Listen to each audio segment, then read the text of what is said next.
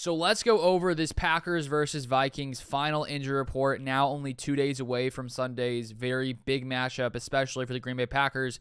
And there have been lots of different players we've been keeping an eye on for the Packers all week long if you guys have been watching this channel. And so now we get to see exactly what the statuses are for these players. If you are new here, I put out Packers content daily. So if you want to stay up to date with all Packers news, Packers information, feel free to subscribe. Turn on those post notifications as well. So first off here, we have the Packers Friday injury report. Now, when we look at this, there's only 2 players who do have injury designations going into Sunday's game. That is Keyshawn Nixon with the groin injury he suffered last week.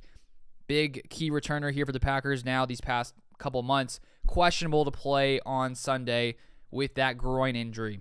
If he doesn't play, I am curious to see who the Packers put out there because we did add Bo Melton, who returned in college, has a 4.34 40.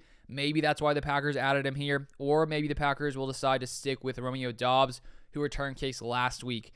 Then we have Christian Watson with the hip injury, suffered at the end of the first half last week against the Dolphins, missed the entire second half. Wednesday and Thursday, he didn't practice, and then today he was limited. So he is also questionable coming into Sunday's game. Matt LaFleur said in a press conference today that we will see when it comes to Christian Watson and his playing status on Sunday. I don't know if he's going to play or not, considering he missed practice Wednesday and Thursday. At least he was limited Friday. So I think there's a small chance that Christian Watson could suit up, could play on Sunday. We'll keep an eye on that. And if you guys want to see his status before the game, I'll try to retweet it on Twitter, Luke_Beller on Twitter. I'll also have that link down below. But if the Packers don't have Christian Watson, that's clearly a huge blow to this Packers offense. I think they can still get it done. We still have lots of other weapons here. But Christian Watson, injured, dealing with this injury. Aaron Jones has been playing consistently, but because of his knee/ankle injury, he's had some limited snaps. And I read an article today by Matt Schneidman of The Athletic. And this past week, he had a smaller amount of snaps because of the injuries he's been dealing with. So hopefully Christian Watson will be able to play. If not, I still think the Packers have the talent to get the job done. But obviously losing Christian, who has been one of the biggest reasons this Packers offense has really exploded this past month and a half, it would obviously hurt. But hopefully he'll be able to play. And then also for Keyshawn Nixon, I forgot to mention, he didn't practice Friday. So it's not looking great for him, but you never know. Good news is Yosh Nijman doesn't have an injury designation. He went out last game. Royce Newman replaced him at right tackle.